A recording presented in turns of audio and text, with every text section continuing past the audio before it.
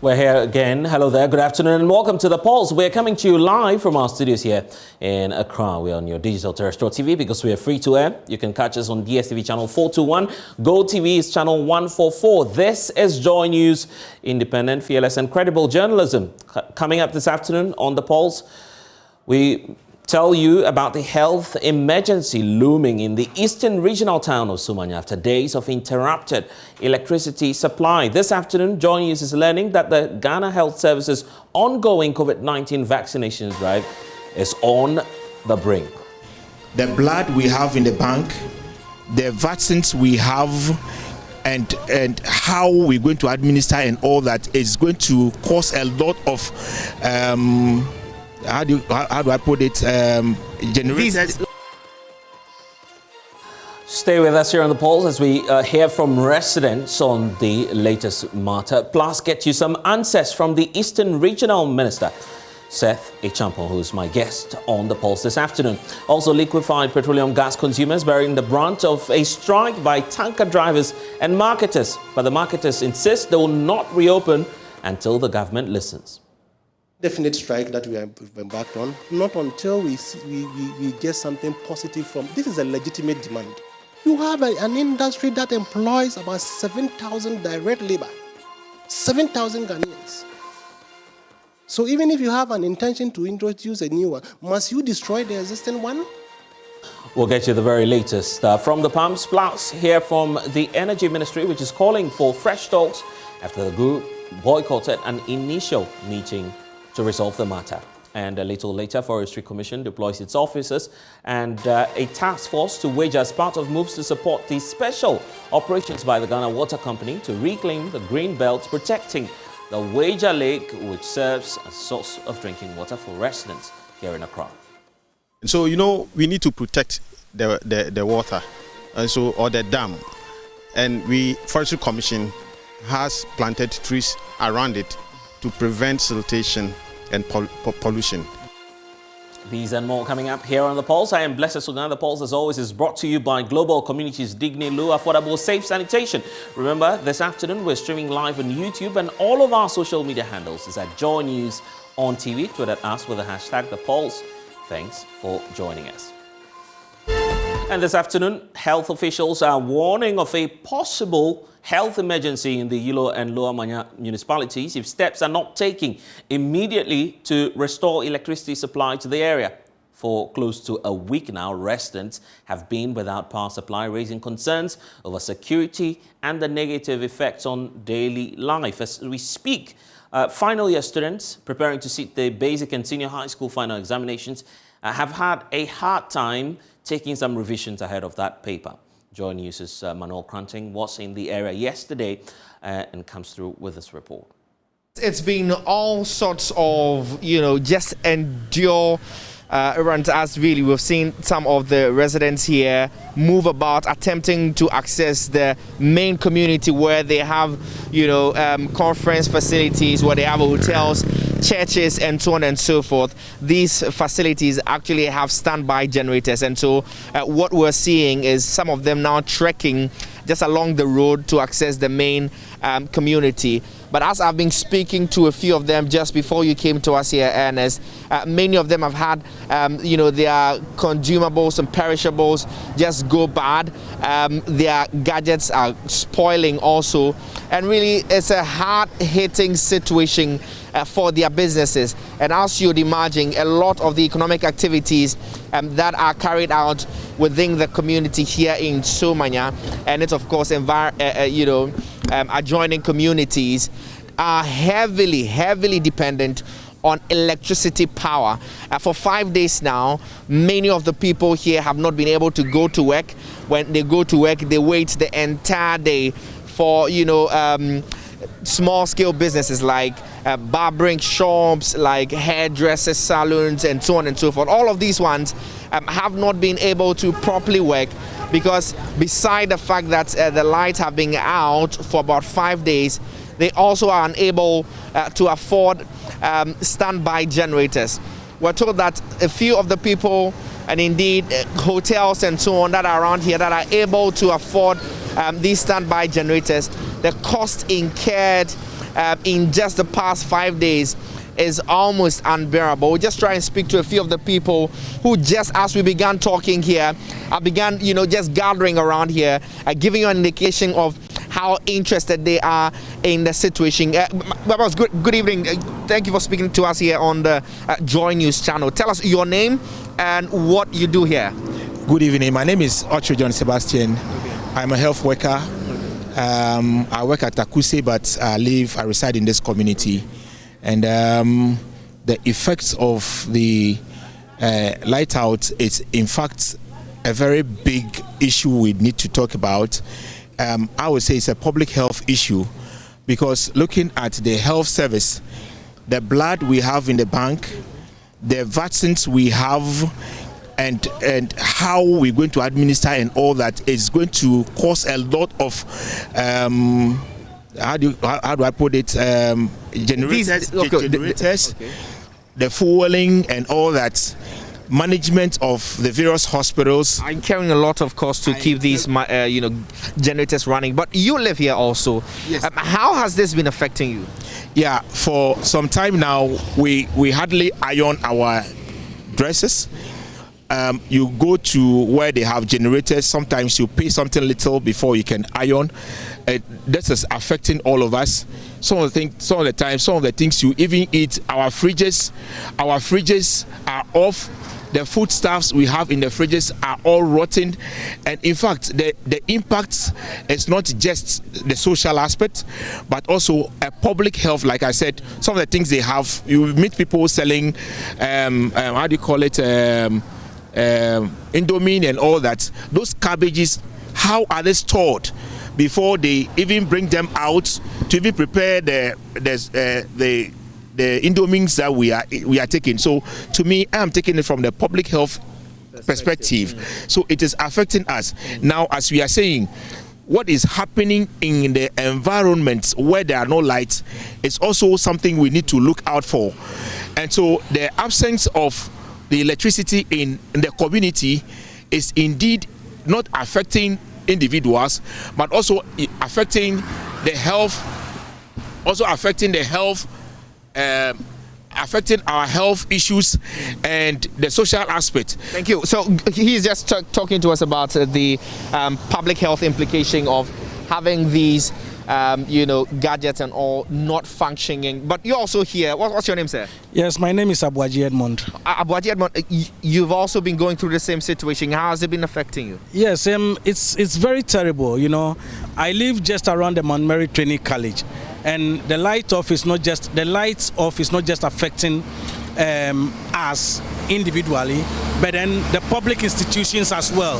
If you see the number of students who have to trek from the school, go out, even the security, their safety, it's serious. What we are going through is not a child's play.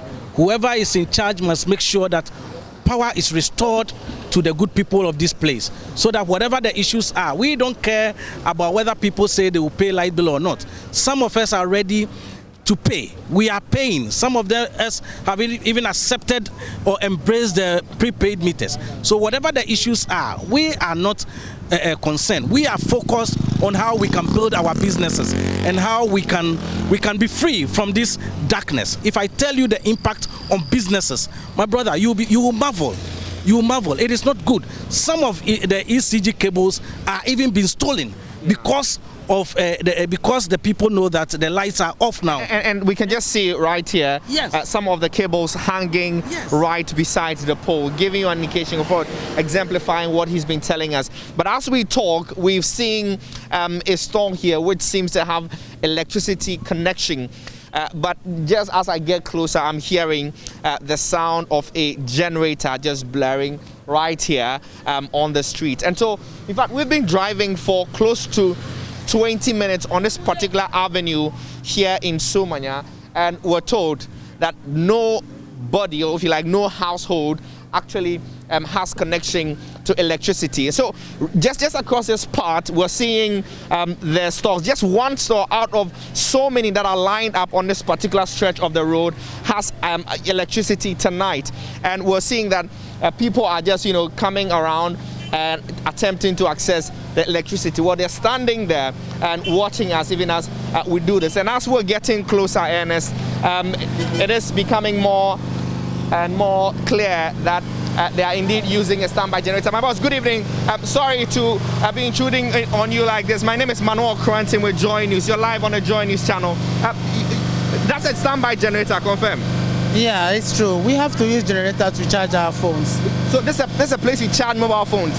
Normally, it's not a place that we charge mobile phone, but then we are taking advantage of the light out over here to do business for ourselves. I see. So almost everybody in the town comes here to charge their phone. Not everybody. Those in this vicinity actually visit here. Other places too, there are generators who are charging phones for other people. Well, so my colleague Manuel Cranting painting that picture to us of how dire the situation is. In fact, JoyNews is learning this afternoon that the effects of the power cut is beginning to bite hard as almost all public health facilities in the area are struggling to keep up with operational costs. Also, what's more triggering is that the ongoing COVID-19 vaccination is on the brink. Let's bring you excerpts of that notice we're getting from the Municipal Health Service right here, indicating that the Municipal Health Directorate spends about 1,500 Ghana cedis on a daily basis just to ensure that the vaccines are kept under appropriate cold chain management. Now, similarly, as we're seeing from this notice, all vaccines from affected health centers, some of which have been affected, have been relocated and brought to the Municipal Health Directorate cold room. And that facility, as we understand, is providing some sort of temporary shelter, if we could use that word, for the vaccine so they don't go bad. But beyond that as well, we know that there's a lot more happening in the area. And one of them has also got to do with the amount that is being spent on a daily basis by some other health facilities in the area. So we'll bring that to you shortly, telling you what more we know about that. So let's move on. We know that as a result of the power outage, the municipal cold chain equipment, which is the vaccine, the fridges, the equipment, has been relocated to one of the chip compounds within the municipality so that all of these vaccines can be kept there. Therefore, on a daily basis, as we're learning from this notice, the municipal EPA coordinator has to visit the health facility between 3 to 5 times, which is resulting in some additional fuel expenditure. We understand that is costing somewhere around 250 Ghana cedis on a daily basis to power generators to run that office equipment. And so in all, and you see that in the next slide, as we'll point out to you,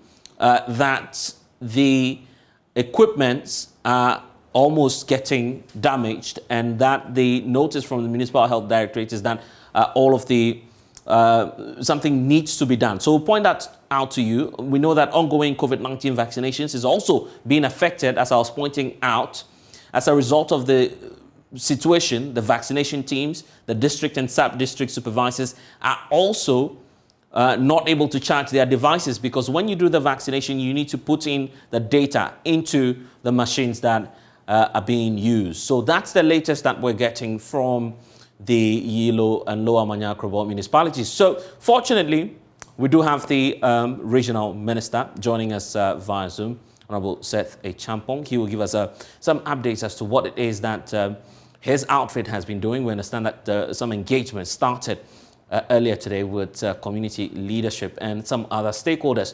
Thank you so much, sir, for your time here on The Pulse. So what more can you tell us about what it is that you have done so far in resolving this crisis?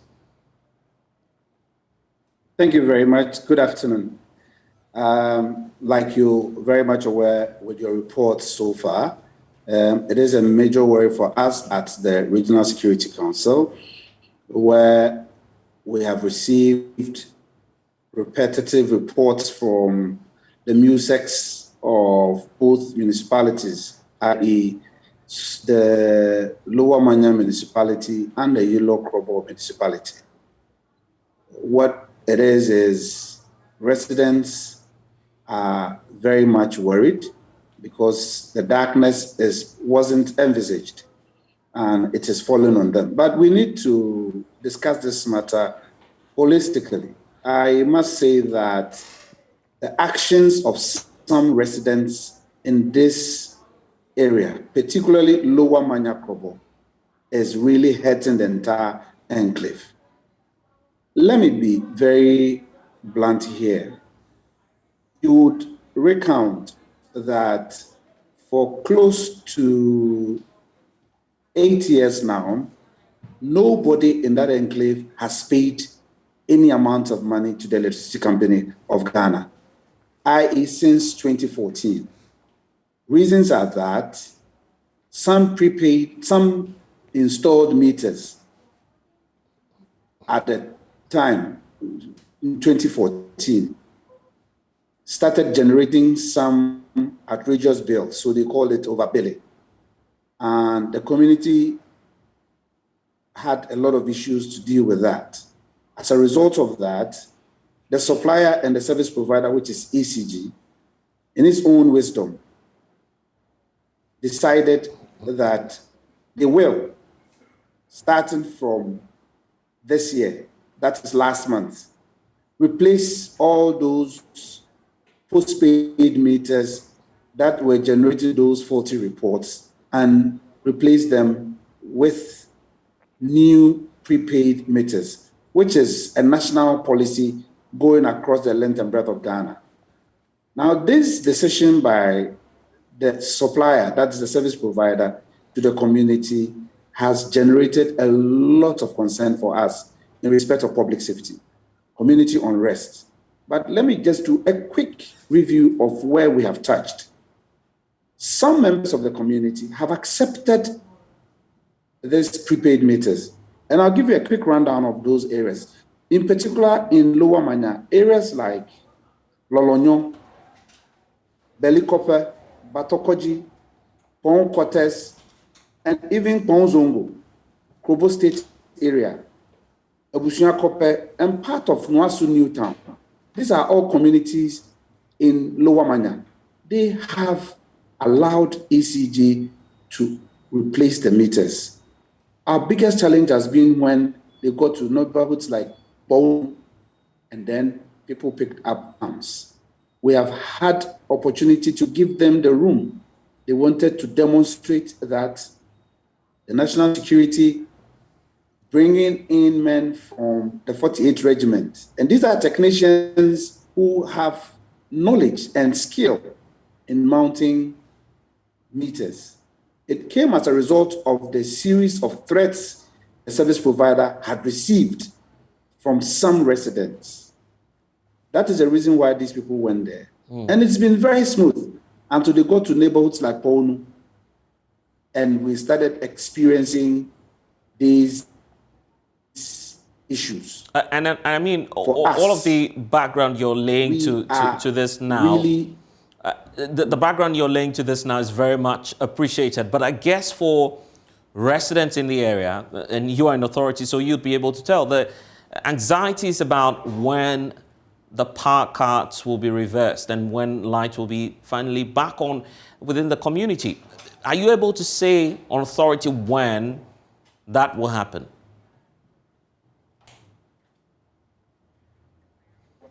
It appears we're having some challenges to the connection there. But earlier, as we were pointing out, some issues with even the vaccination going on there. Irina Ofei is the Municipal Health Director in the Lower Manya area. Thank you so much for your time. So you have been trying to paint the picture about how dire the situation is when it comes to the health sector and some possible implications for public health.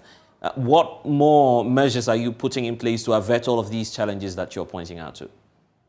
Yes, good afternoon. And once again, thank you for the opportunity to speak to the issue at hand, to the power outage in Yilo, Krobo, and Lower Manya Krobo municipalities in the affected areas.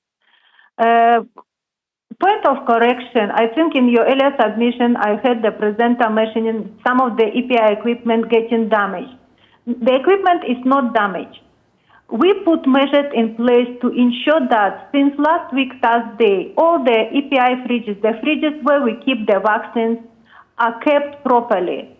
So in Lower Manya Krobo, all the vaccines from the health centers, they have been brought to the Municipal Health Directorate to their cold room, and the vaccines are kept there. For that matter, generator is run to maintain the temperature in the vaccine fridges. Okay, so given the memo that we've seen that you've issued to the Regional Health Directorate, yes. What exactly are you demanding? What's the request really to deal with the challenge? You see, when we have a power outage for 6 hours or 12 hours, we can run generators to support the service. But when you have the power outage for 6 days, today is exactly 6 days, tomorrow will be exactly 1 week, running of generators by various health facilities and various health directorates becomes very costly. In our joint statement with my colleague from Lower Manya-Krobo, we have mentioned the amounts on daily basis the facilities are spending. For example, St. Martin's de Porres Hospital, they spend close to 5,000 to run the generator to power the full facility 24/7. At our government hospital, they use 3,000 to run the generator to power the health services. For Yilo Krobo District Hospital, it is a new facility. We started operating on the 21st of April 2022, just this year. So for them, they don't even have a capital to use 3,000 a day to run the generator to power all the equipment in the facility. So they have to do the rationing. So if they are powering maybe laboratory services to run the labs for the clients. All right then. Yes, unfortunately for Somania Polyclinic, they don't even have a generator set. So they have to hire on daily basis, pay hiring fee, and at the same time buy the fuel into generators. Right, so the running cost of generators for a week is having a toll on financial toll on our health facilities. And Irina, how soon do you want the lights back on? Immediately. As soon as possible, because we have been in the darkness for the past 6 days. I don't know if any citizen in the country has experienced such power outage as Yilo Krobo and Lower Manya-Krobo are experiencing. And you see, health services, we provide health services 24/7. The barbering shop you can open in the morning, close in the evening, isn't it? But people fall sick 24/7. Someone who falls sick in the morning, there will be emergency at night, and people need to be rushed, and we need to provide services. We need to maintain our blood banks. We need to do a lot of things. We have to provide quality health services to our clients, but unfortunately, the cost that we are incurring, our facilities are incurring, is very high. Okay, so we then. want the power restored immediately. Irina, and we are appealing to the government, we are appealing to ECG to consider the health service provision in these areas. Because I don't want anyone who would like to hear that as a result of this power outage, somebody's life was lost, isn't it? Right. Irina Ofe is Municipal Health Director, obviously anxious and waiting just for the lights to be brought back on. Fortunately, let's try and get some answers for you once more. The regional minister said the Champo is back on. Mr. Champo, you were talking earlier about the background. I was just asking if you're able to tell us on authority when the lights will be back on. We're in serious discussions with the service provider and the sector. So this morning, some meetings have happened. We're also holding dialogues in the community with some community leaders so we can all go and demonstrate some remorse to the service provider, because I must be very blunt here. Our actions have brought the entire community into this worry. Some residents, the reasons are that most residents in the communities I mentioned have taken the prepaid meters. We are looking to solutions for us. Where can we in this republic say that for 8 years, nobody is paying for services being provided for? Who will cater for us in this society? We do so by ourselves. You listen to your earlier contributors. I was watching. Some are saying they are ready. And this is not only in Lower Manya, it is in both. Yilo is accepting. The entirety of Yilo wrote to me in my office that they are not against the service provider in bringing the prepaid meters to them. So I don't know why the others are playing this with us. As we speak, I have asked that the service provider assist us with some emergency supplies to the public essential installations, like the municipal the municipal hospital, where Arena is discussing. This is on borders on the state security, and this is one of the things we are worried about. But then we know that there's the concern about overbilling, which the residents have spoken about. Have you been able to, reconcile the data and rectify the issues? We do. I was just asking about the issue of overbilling. Have you been able to rectify the issues and reconcile the data? Because that's part of the demands of the residents as well.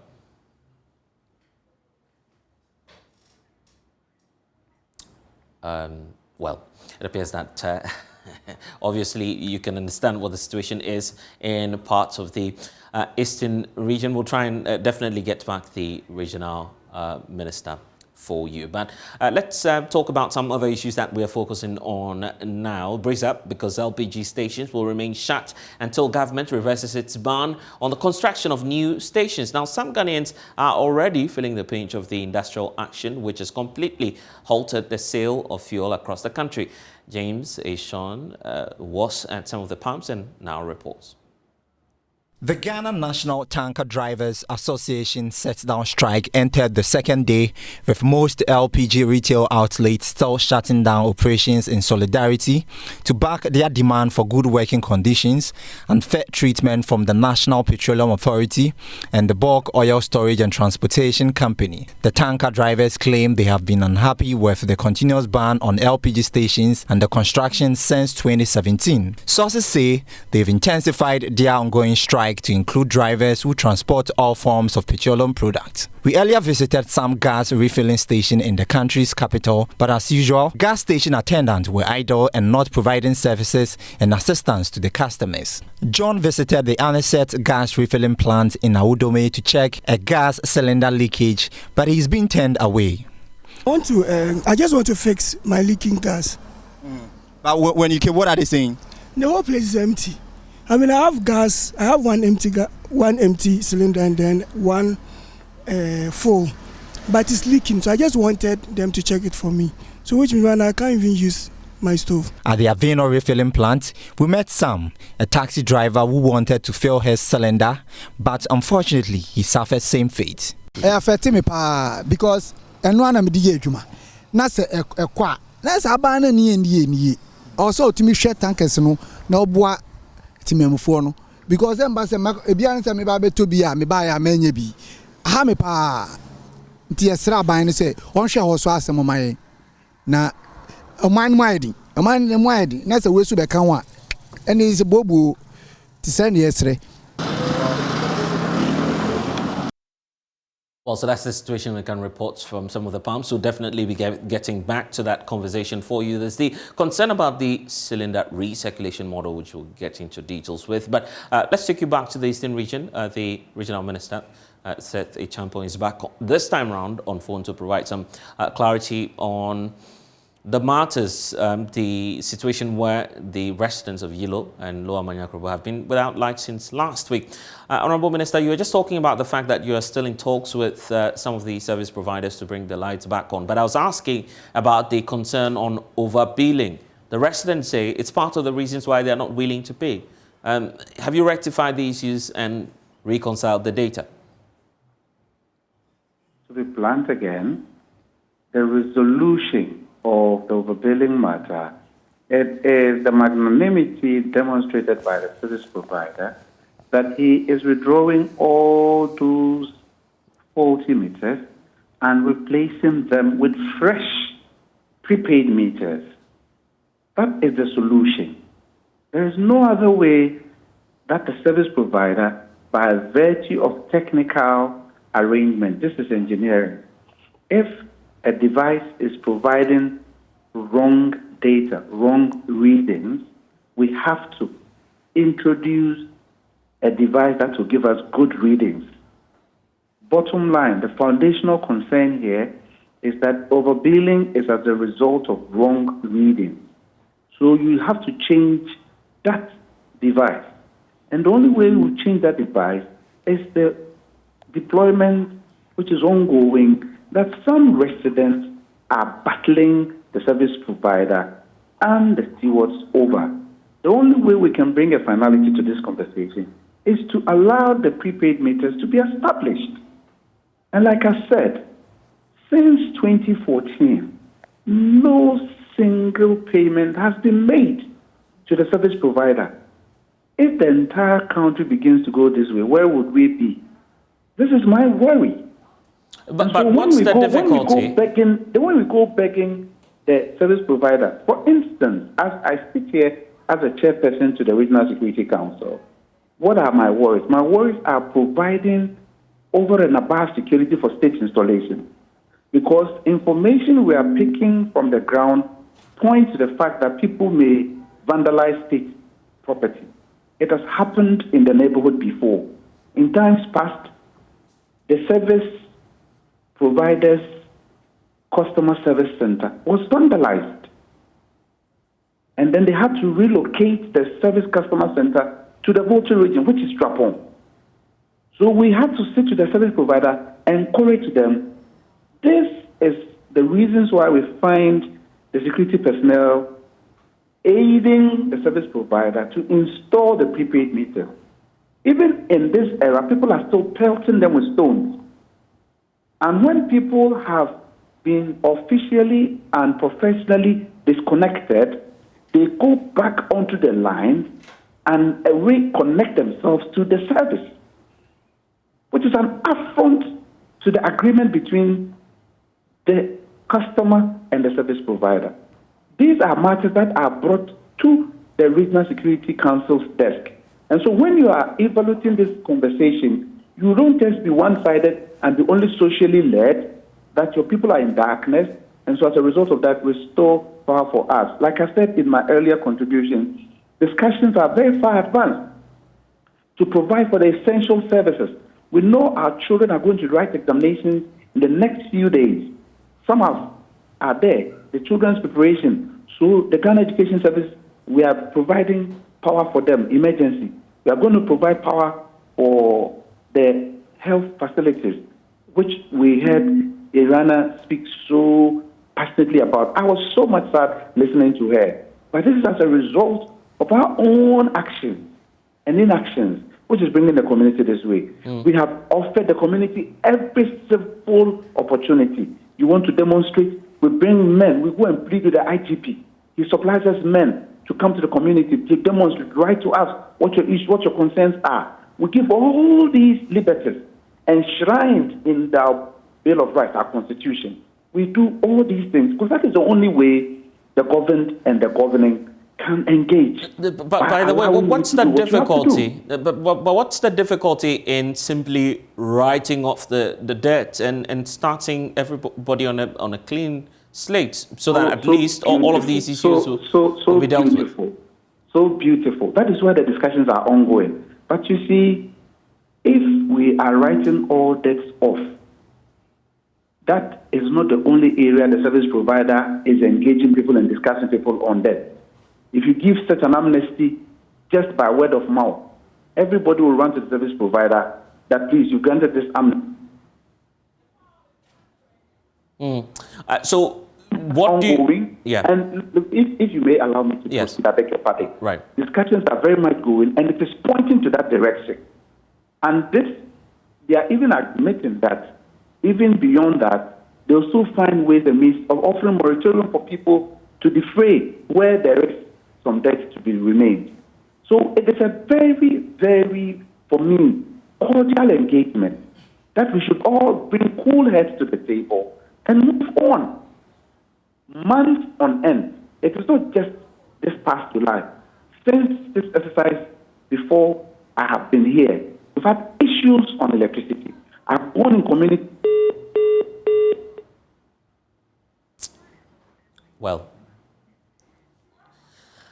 anyway, that's quite a bit of a challenge now, but we'll definitely try and reconnect some other time with the regional minister. But for now, the message is clear. Government is giving indications that the lights will be restored, but that would have to happen on a number of conditions. Seth Champong is the Eastern Regional Minister. But we're still back to the issue of the LPG marketers indicating that they will not reopen their centers. Of course, the group has been indicating to JoyNews this afternoon that some $10 million was invested into the construction of new stations before the ban by the NPP government in 2017, freezing all constructions of LPG centers. President of the association, Gabriel Kumi, tells JoyNews any further decision to delay the reversal on the ban against the construction of new LPG stations will kill the industry. He adds that government's impending cylinder recirculation model may affect local marketers.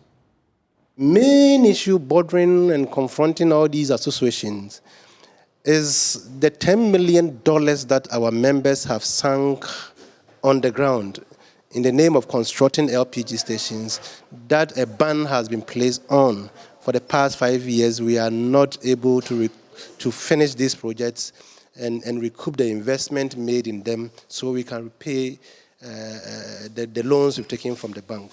We had been given various permits over the years, and we have started construction. And we have sunk a lot of borrowed funds into these projects. So allow us to complete those ones, so that if you issue instruction to MPA to say that, look, from today, don't issue any new permit to anybody to construct LPG station in Ghana, we go by that. But those that we have been given permit by fire permit, EPA permit, MPA no objection permit, MPA construction permit, and all that, and we have begun construction, please give us that leeway so that we'll be able to construct those stations so we can recoup the investment and repay our loans to the bank. And my brother, we've been fighting this for 5 good years. We don't seem to achieve any results. For a businessman in this era of COVID-19 and Russia-Ukraine war, in this difficult time, for a businessman to wake up in the morning and say, I'm locking up my business, that fits me. It tells you that something big is chasing that person. And that is where we've gotten to now. We didn't have to get here. We have written letters to the ministries, to MPA, and even to cabinet, to consider indigenous Ghanaians who have invested $10 million on the ground. Where is our support for the private sector that we always talk about? LPG is the only industry in Ghana that has 100% local content in terms of participation. The LPG downstream. It's 100%. Now in Ghana, even Kelewele selling and Bayerayachi is being taken over by Chinese.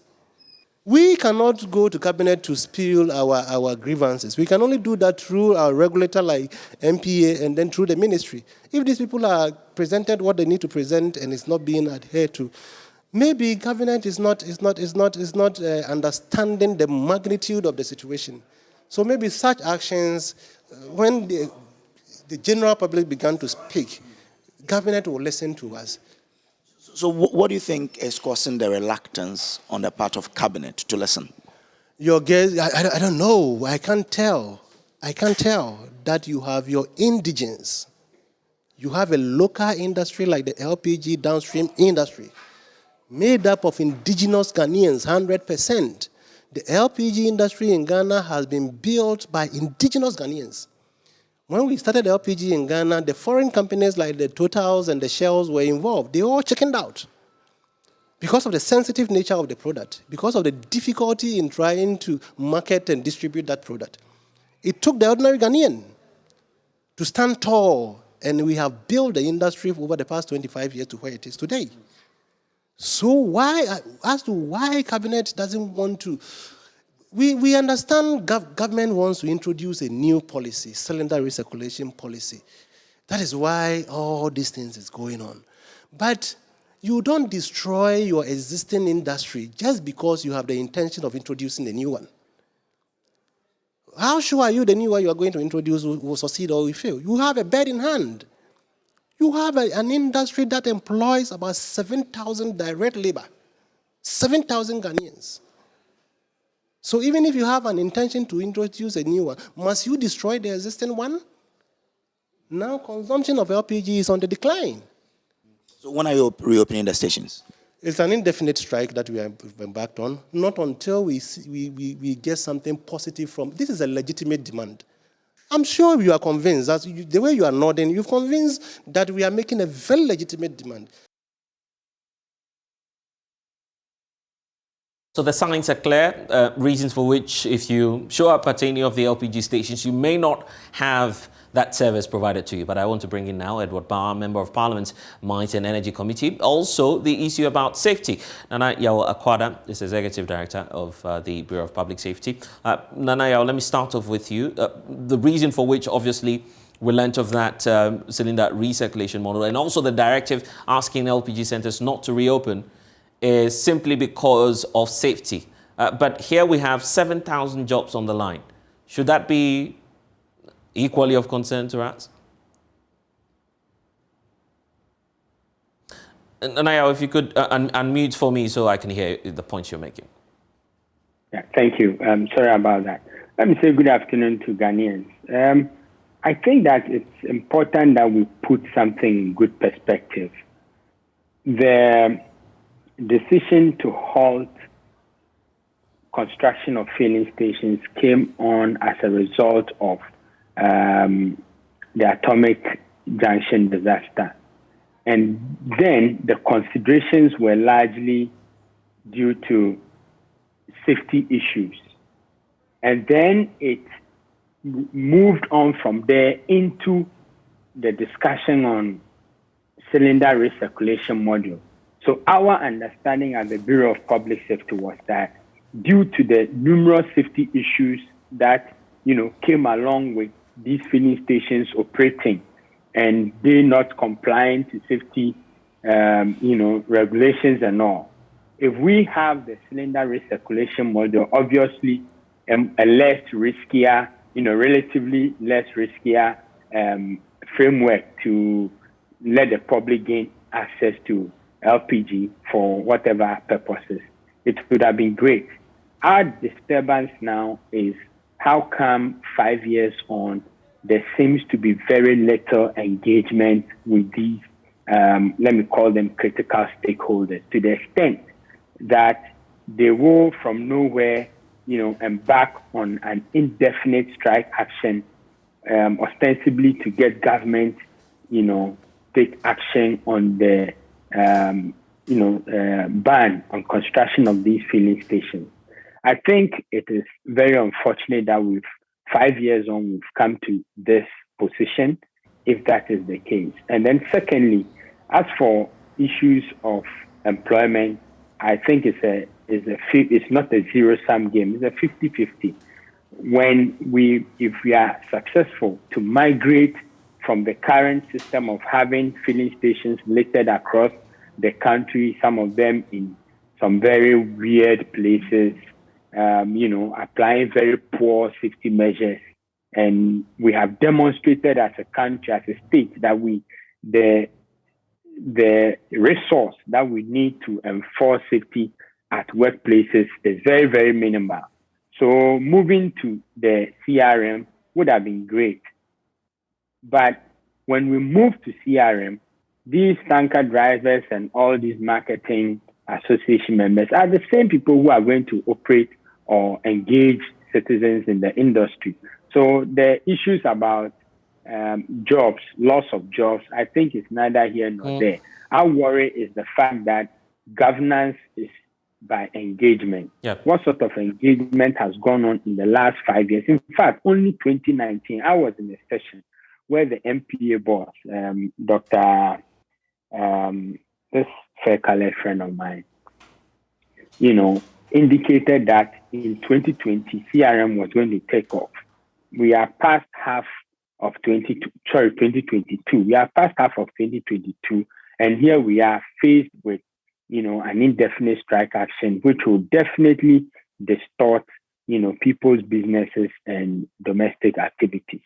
There's a need for us to find that fine balance at this point. And this is where I also want to bring in Edward Barr, who's been on with us as well, monitoring the perspectives you're bringing on board. So you're a member of the Mines and Energy Committee. I'm sure that you're between a rock and a hard place now. The issue about finding that fine balance between safety and the issue about jobs. Nana Akwada believes, let's try and find a good balance. Where do you see all of these things from? I mean, what's your perspective on it?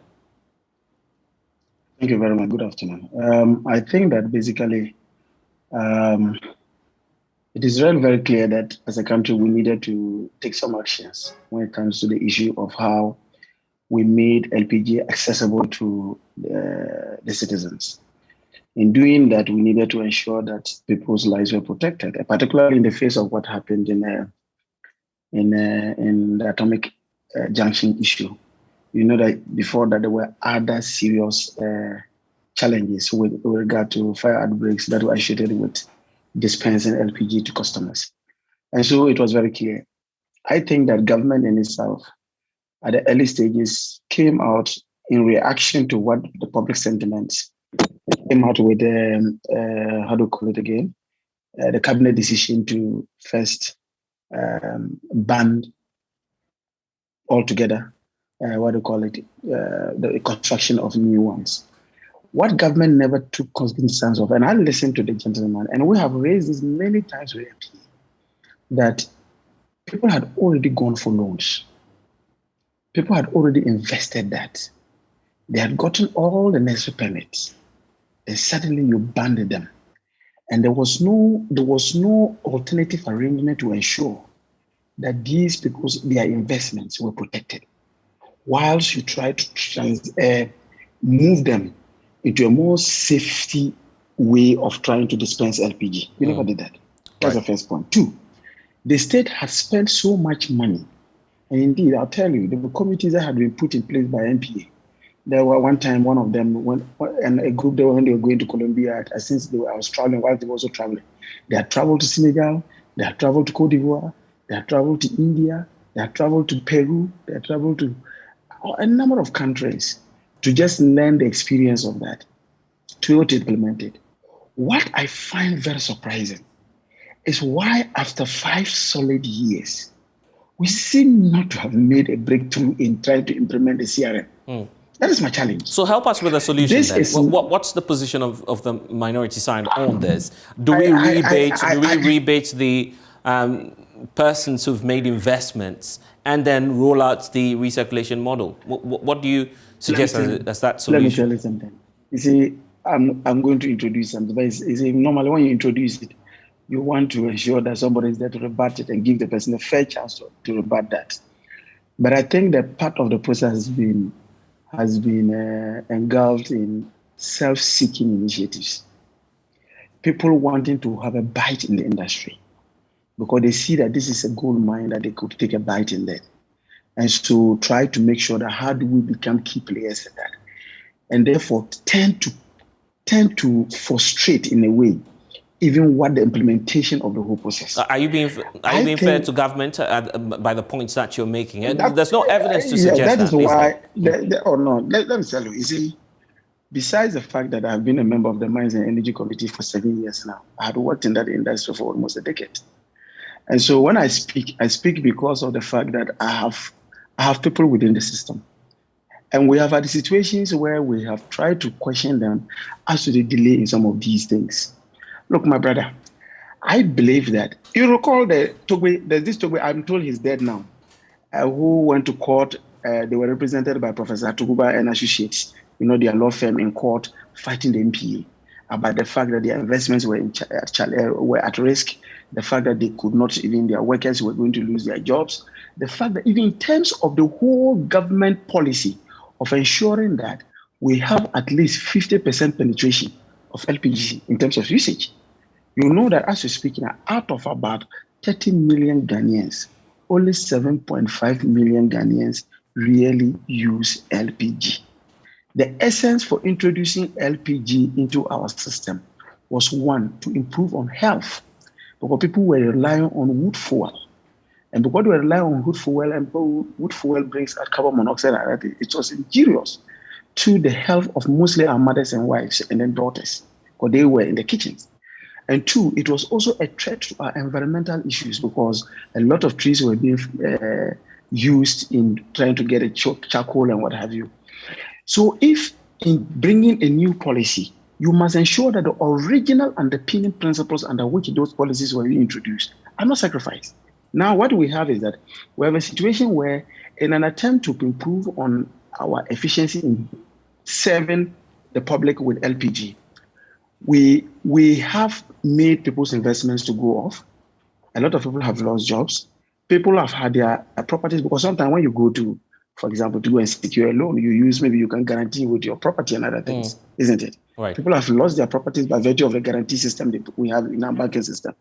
And so I'm just making the point that clearly the actions of the three unions, that is the Liquefied Petroleum Gas Marketers Association, the LPG Operators Association, and the Tanker Drivers Association, these three unions, I believe their actions are just to draw attention of the public about the manner in which government is handling this issue.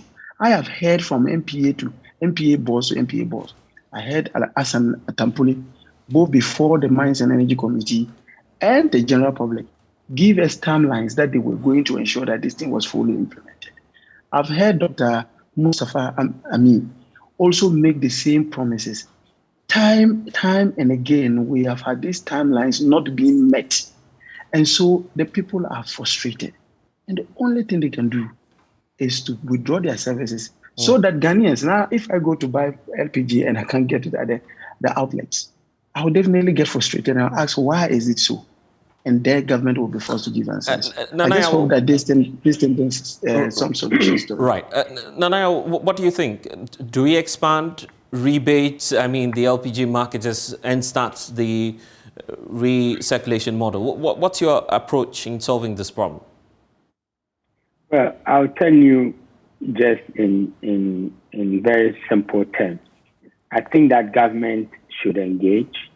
Like you said, we need to draw a fine balance between safety and, economics. Government must engage, but the mere fact that it's been 5 years and we are still having to deal with an indefinite strike today in Ghana, it demonstrates that government has not shown enough good faith to, industry players. Government has not shown concern, and government has also not been consistent in its own approach.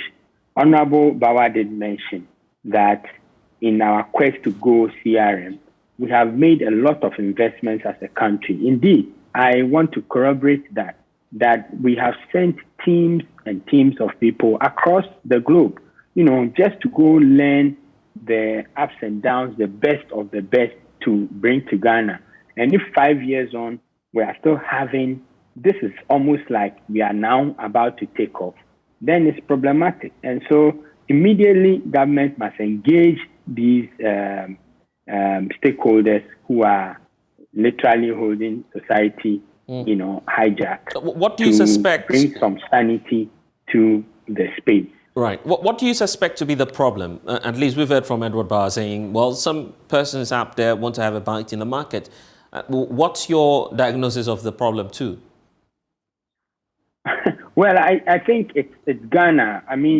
You don't need to do any research or need to be neck deep in how our system operates to learn that there are people who want to individually hijack the process or profit from the process. And so some way, somehow, a government intention about to roll out with the best of intention to secure the society and to create jobs and opportunities.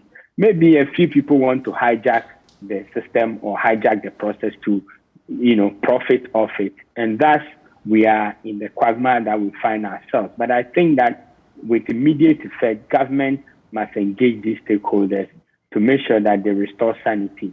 It is not a good image on the government that for 5 years on, we are still where we are.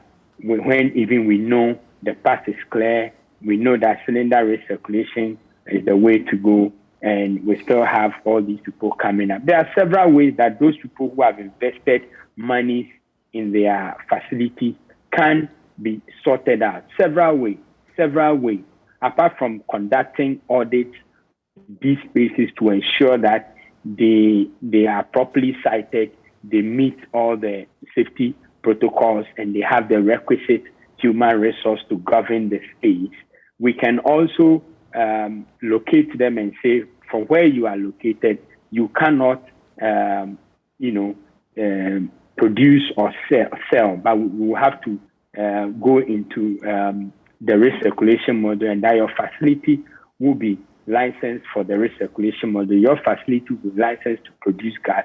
And there are several ways that the government could go about this. And I believe that if the government really, really opens up to engage, we should be able to restore the kind of sanity that is required. And so for the Bureau of Public Safety, when is that appropriate time to roll out the cylinder recirculation model? The concerns are, now that we have all the LPG stations shutting down, government should consider fast-tracking the process, but that would definitely not happen without stakeholder consultation. So what should be the timeline now? Do we revise it? Absolutely. If I understand your question well, government will need to do some revision because the CRM has not been piloted on a wider scale. At best, I heard the current MPA boss mention that it was piloted somewhere in the central region, but that's just one region. So we'll definitely need to review our timeline, but we must engage with these members who are on strike to resume service as soon as possible while we give them a roadmap to auditing and seeing which facilities that have been stopped from continuing with their construction, and which ones government will need to pay them off or whatever, or convert the facilities into CRM depots and stuff like that. Government will definitely have to engage. That is governance. You can't do governance without any serious engagement. And to sit around for 5 years without engaging for us to come here, I think that's a dent on the competence of the people who manage the space, unfortunately. Let me bring in Edward at this point. From your side, on the minority side in Parliament, what are we likely to see from you? The House, unfortunately, is not sitting, but from the committee perspective, are you likely to intervene, and what steps will you take? I believe that today we issued a statement that was signed by our ranking member, calling on government, and particularly the president and cabinet, because this was a cabinet decision, to review their position and see what are the bottlenecks that are affecting the full implementation of this model. What revision? I'm sorry, but what revision are you asking for? A revision of the timeline of the implementation? Basically, because they have, for now, all timelines they've given us have never been met.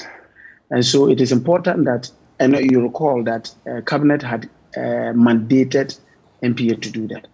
If MPA is not delivering on the mandate given to them, it is important that the group that engaged MPA, in this case cabinet, should take a second look and review and see what are the reasons why this particular model is not being fully implemented. That's one aspect. Two, I think that MPA itself must also begin, just like my colleague said, engage these 3 unions. It is important that they engage them to begin to start talking. I believe that when the people begin to see that there is some level of clarity and as to where they are going and how they are getting there, they may really be able to understand and work with government and for that matter MPA to have a full implementation of the CRM. Last but not the least, I think that, and that we have also included in our statement, that the unfortunate victim in all these Kapudu is a Ghanaian. Is a Ghanaian who will have to go and buy LPG to cook in the house. There are a lot of people who do not even have coal pots again. And so the fact that the person does not have access to gas is going to just disrupt the activities in their domestic settings. And so we are also appealing to the association to also temper justice with mercy and see how they can work quickly to restore their services, because so you equally want the gas stations reopen immediately as well? My brother, that's very true. As I speak to you now, I'm just praying that nobody calls me and tells me that the gas is finished and I have no gas. I just hope that nobody tells me that. And so it means that, and I believe this is a problem that will be encountered by almost every family. And so that's what I'm also appealing to the associations, that in as much as we sympathize with them, We understand the challenges they are going through, but we also do know that we as Ghanaians, we are the innocent victims in this case. So yes, they have made their point, but they should see how they could come on board to ensure that the services are restored. Again, but more importantly, MPA as a matter of agency should be able to call these the leaders of these associations to engage them and give them a clear and implementable, timelines that will be acceptable to all of them. And it's good you're talking about the NPA, because we know that the CEO has been engaging your committee. The last time you engaged the NPA on this matter, what timelines did they give? And are they in default of that timeline, or have they still maintained the period? They have been in default. Let me tell you, for 2021, they had indicated that they were going to, as part of the activities, one area I remember very clearly was that they were going to do 3 other pilot projects. Right. In Volta, I think, and some 2 other regions. They were going to do that as part of the activities towards the full implementation of the CRM. My brother, when they came, that activity had not been done. I personally asked why those activities have not been done. NPA's response to me was that they revised that particular strategy and to look at something else that will hasten their full implementation of the CRM. And so they themselves, I believe that we do not also have some certainty in the strategy they are employing to implement the mandate given to them. And so cabinet must be seen to be a bit more responsible. The Ministry of Energy must be responsible in ensuring that these people do their work very well. And most often than not, we seem not to be seen to be doing this until we are held by, excuse my language, the nuts for us to now know that, look, it is dangerous now to take people for granted. I just hope and pray that all the key stakeholders, government, NPA, which is the regulator, and the associations, they sit down and judge and then find a clear path towards the resolution of this challenge, because the Ghanaian is the ultimate sufferer. Right. But for you, Nanayo Akwada, the point about the pilots, you had some issues with it. Why is it so important that we do so? Some would say we've rolled out the pilot basis, at least in one region. The cylinder recirculation model has been tried and tested in some other countries. So why the need to still wait for more pilots, processes to be complete before we go ahead with that, rollout of the policy? Well, our society is quite diverse. It's very, very diverse. And if you want to implement a policy in a country like Ghana with such diverse society, you don't just choose one region, like a central region, which is not as diverse as, say, a place like Greater Accra. Right.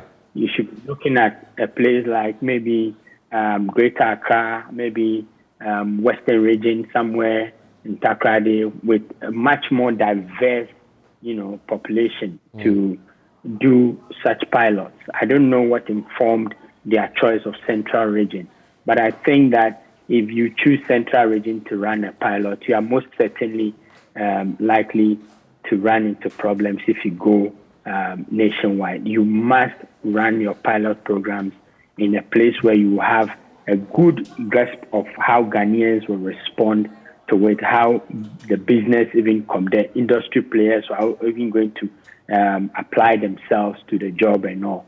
So it's very, very important that if they've learned any lessons from Central Region and they think they are confident enough to go countrywide, they can bring it on.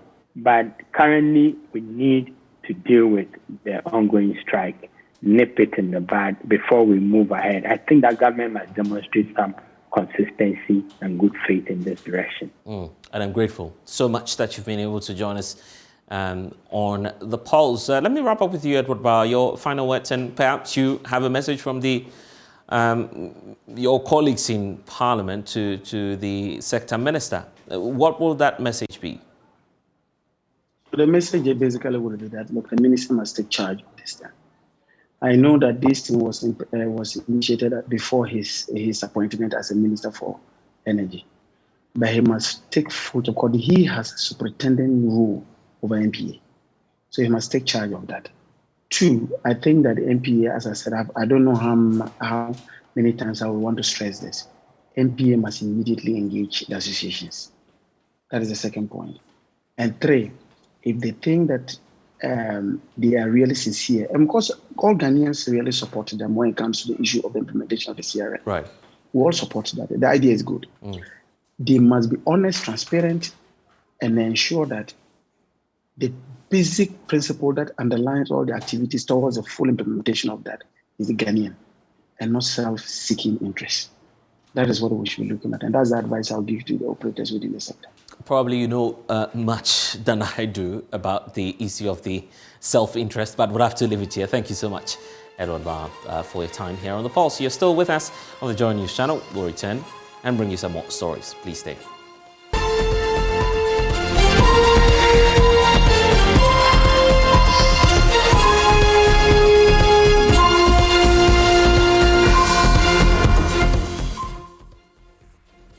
And you're welcome back. Now, more than 3 years since government introduced a new curriculum for pre-tertiary schools, textbooks are now set to be available in all the schools, with some getting their first copies. Within this period, schools had to improvise and teach, of course, students without textbooks. Some local printers contracted by government to print these textbooks say they are well within the time to meet their schedule. We'll hear from the group shortly, but first of all, Deputy Ranking Member on the Education Committee in Parliament, Dr. Clement Apak, says although this development is coming late, they are satisfied with the work that has been done so far. He spoke to JoyNews when the members of the Education Committee toured the Appointed Time Printing Limited, one of the printing houses working on the textbooks. They're saying that better late than never. I would have wished that these processes would have been completed maybe 2 years ago, 3 years ago. But be as it may, that didn't happen. But from what we've seen so far, I think that it is impressive. And I am particularly happy because we are using local printing houses.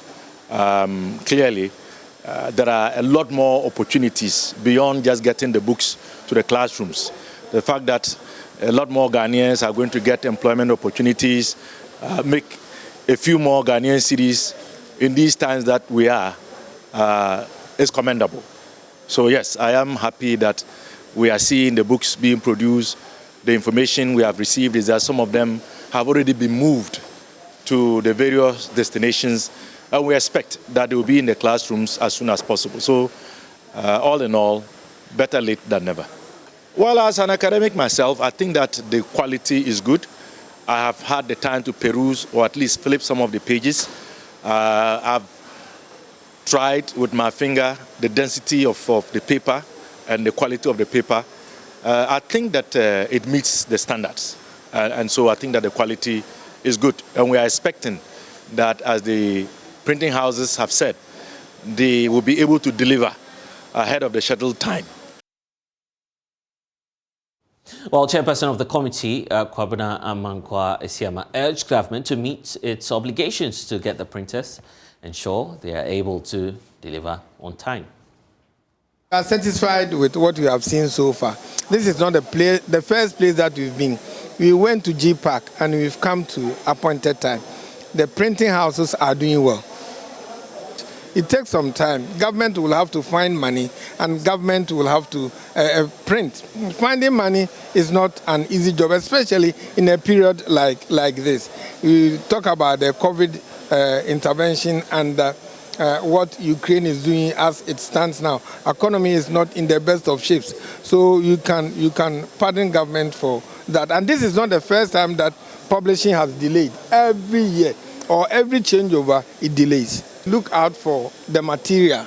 If the material is of the same quality. Again, we look out to see if what they have published already and what is left to be published will let them meet the deadline, which I think they have. They have already published 600,000 books and they are left with 200,000. Considering the fact that they started from 1st June and they are to deliver on the 27th June, we are confident that they will finish by then. They are even saying that they will finish before time.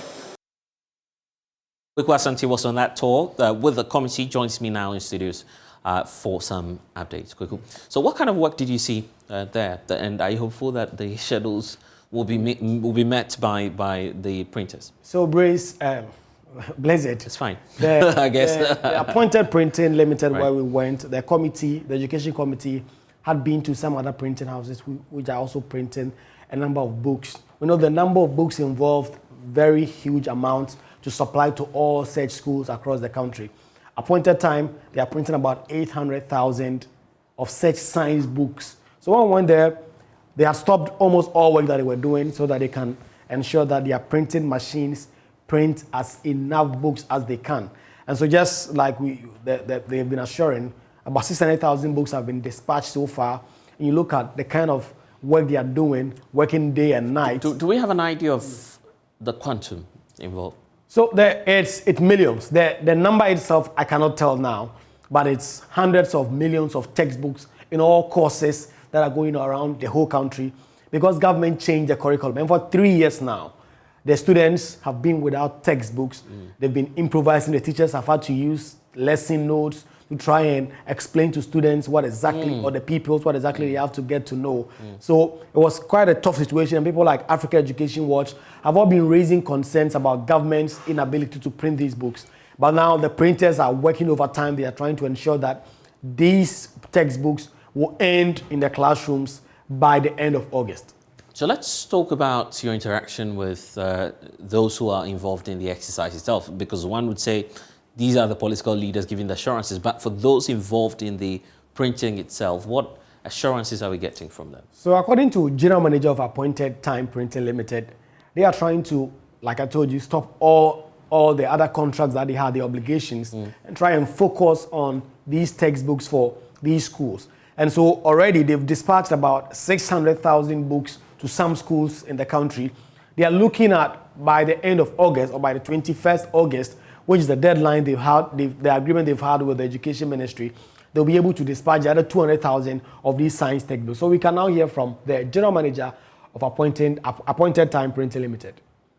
I expected completion time. We are looking at 21st August to complete the books and deliver as well. So that's what we are looking at. 21st August is our deadline. So that's what we are hoping to do. Yeah. When you spoke to the committee early on, you said that some of the books had already been dispatched. Yes. About 600,000 have gone to the schools across the country. They've been dispatched to the schools, and there are even pictures to verify on social media where the students are using the books. So 600,000 has gone ahead to the various schools across the country. We are printing 800,000 books in all, so we are left with 200,000 books to complete the contract. Yeah. Quality, we've paid attention to it, mindful of the fact that the books are going to be used by children. And so we know how children handle books. So we've taken that into consideration and make sure that the book is rugged, it can be used for a very long time. So quality is assured with the books.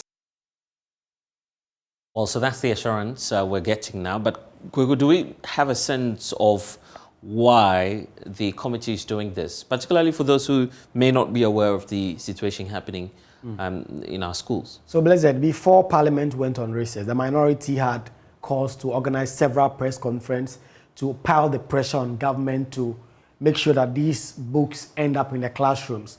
And so when Parliament went on recess last week, the committee, both minority and majority MPs on the committee said that, well, government has assured us that the printers are printing the book, but we can't sit in our offices and verify those claims, so we need to go down to the committee. So the chairman, the vice chairman, ranking and his deputies, as well as very leading members of the committee, are on this tour to a lot of these printers. Apart from Appointed Time Printing, they have been to some other printers. They'll be at other printers tomorrow also to try and see exactly what the situation is, and then ensure that by tomorrow or by the end of August, they can ensure that all this is done.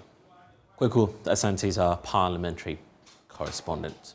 Now, we do know that the Forestry Commission is this afternoon leading a task force to reclaim the green belts protecting the Wager Lake. A JoyNews report from last month highlighted the increased encroachment and other human activities threatening the water source, which serves more than 1 million people in the Greater Accra region and parts of the Central region as well. This afternoon, the reports that we've received indicates that a lot needs to be done in the area. My colleague Manuel Cranting was there earlier, reported that the situation is that the task force is embarking on some demolition exercises in the area. There's more in this report which he found a while ago. Force made up of military personnel, of course, men from also the Ghana Police Service, led by the Forestry Commission and its officials, have been here, a part of the embankment of the Wager Lake, referred to as Joma. And this is coming on the back of that report that we brought viewers about a month ago on the increasing encroachment on these lands. We're told that in just about the past 2 months or so, this entire area was a forest of trees, really, and officials of the Forestry Commission actually come here to plant trees in an attempt to protect the lake. When we got here, there were signages of green belt right in there, and yet we've seen some development springing up quite at the speed of light. I'm not going to take the wind out of your sail. I just want to speak to the leader of the task force here on the ground. He is the Deputy Regional Chief of the Forestry Commission, and he's been leading a team here to embark on this particular exercise. We're grateful, sir, that you could speak to us here on JoyNews. Thank you. How is this happening? We thought that there was, a monitoring mechanism on the entire parcel. Yes, it's true.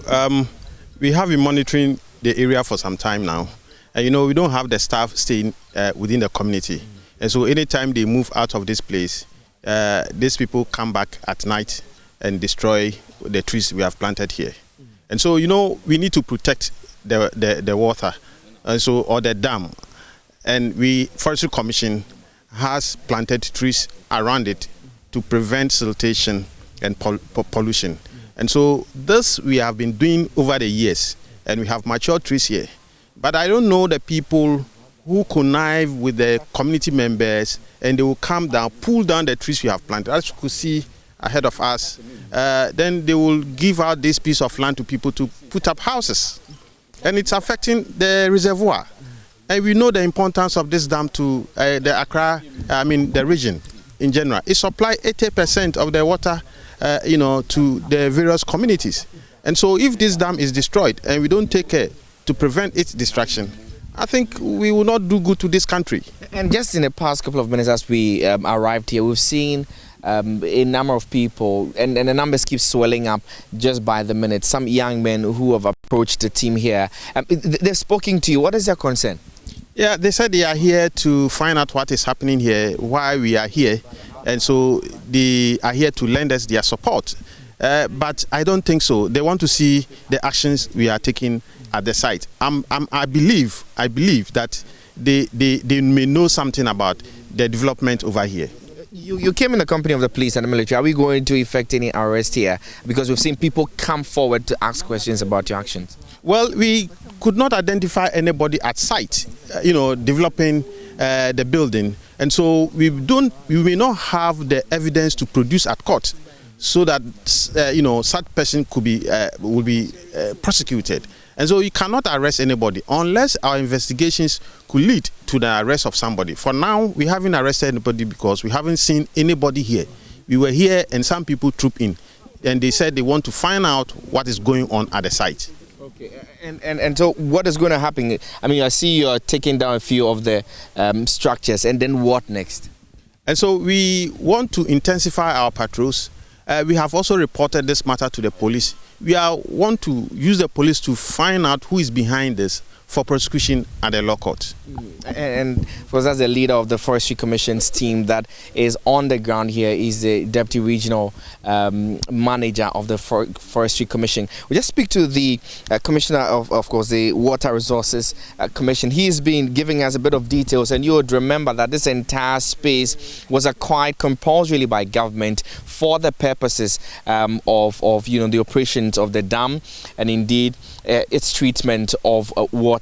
We'll just speak to him briefly. Grateful said that you could speak to us here on JoyNews. Just briefly talk to us about what really is the reason, because the treatment plant is just across this point. How is it that all of this action has escaped your lenses? I think it is encroachment, clearly encroachment. All these areas are within the acquisition. And this was actually done in 1977. We call it Executive Instrument 130 of 1977 to indicate that all of these areas are within. And for that matter, this is a no-go area. Nobody's supposed to come here to build or to do any business. Several persons and entities have come forward wanting to put 1G, 1D, 1F things here, and we have said no, because this is supposed to be a no-go area. Nothing is supposed to be done here. It's supposed to be a green belt to protect the water for the good people of Ghana. It will interest you to know that more than 50% of the population of Accra get their drinking water from here and for all other purposes domestically. So we need to put our feet down and ensure that we collaborate with Forestry Commission and all the other agencies that are working. The people are laying claim to the parcel of land. Which is where the problem is. And we want to sound a note of caution that this is not land for development. And let's take you to the Ashanti region now. Some residents there are kicking against the government's decision to roll out a self-service app for SIM card re-registration. Later today, the government will be launching a self-service application for SIM card re-registration. The application is intended to ease congestion at registration centres. At a press conference Sunday, Communications Minister Esther Osuekufo announced the app will attract a charge of 5 Ghana cedis. Although some residents deem the decision as prudent, others argue the app should have been introduced in the advent of the exercise.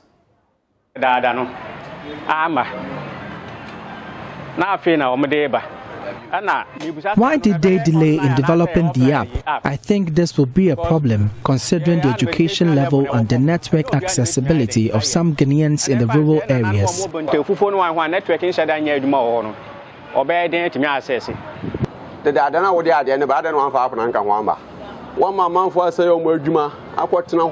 The whole day, 2 days, 3 days. After people wasted their time at the telco offices, they have now developed an app. If we were asked to pay 50 cedis at the initial stage, I won't be bothered.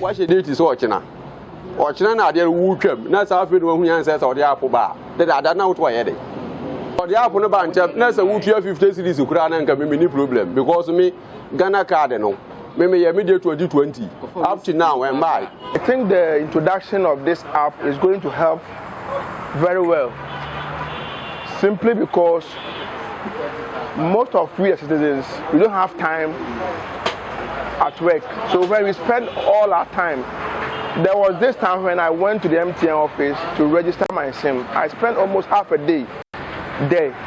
So if the app was to be available by then, I would have used the app to register my SIM. It's very good. So register now. 1, should be so. 2, we have a deadline to so. Some trophy so be over bia na mo ye man. Mo adwuma mo ye.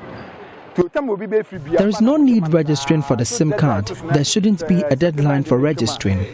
If it's as a demand in the corner, I'm beside officer. Nina come with one some way. There's some officer who be a ban my mana on 2 symbols of beer and in online. He live young soon. He live young soon. Is it what's the registration? What's the call online? Now, good for or dear part of us or dear Ghana for Papa, not dear part of us or dear. So catch him and say, me register me, if you register me, say, who say Robin, I don't rob me. Why would I pay 5 cedis for registering my SIM?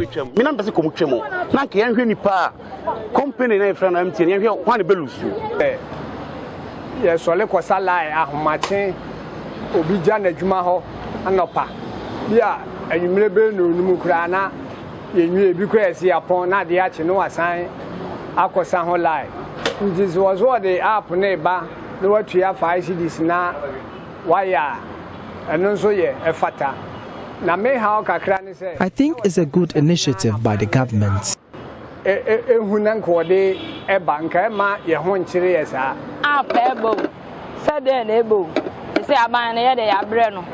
Because I didn't the But the idea is very important on concentrating.